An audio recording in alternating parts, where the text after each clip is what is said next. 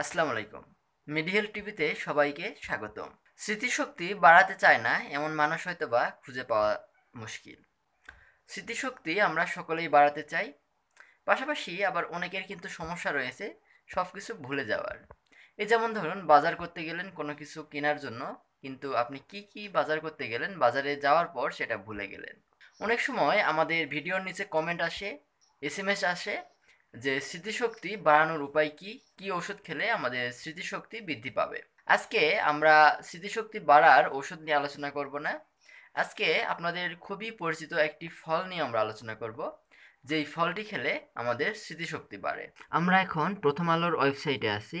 এখানে বলা হয়েছে, আপনার কি ভুলে যাওয়ার রোগ আছে?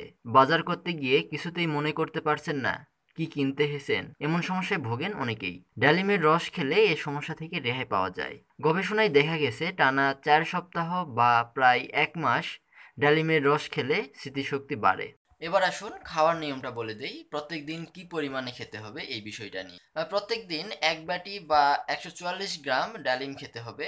এটা কিন্তু টানা 1 মাস খেতে হবে। সেক্ষেত্রে আপনি কিন্তু একটা ফলাফল পেতে পারেন। এটা প্রথম আলো পত্রিকায় আপনাদের দেখালাম। সেখানে তারা একটি গবেষণার কথা কিন্তু উল্লেখ করছে।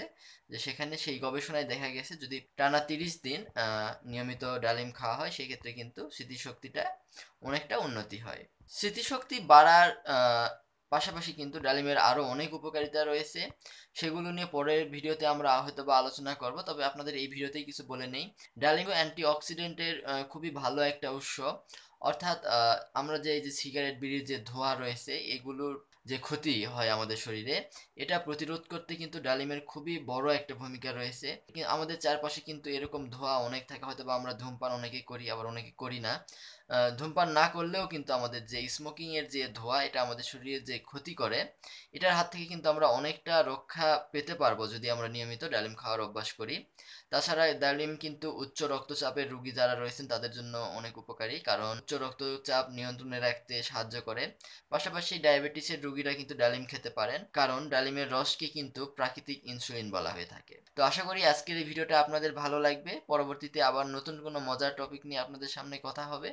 ততক্ষণ পর্যন্ত সকলে ভালো থাকবেন, সুস্থ থাকবেন। আল্লাহ হাফেজ।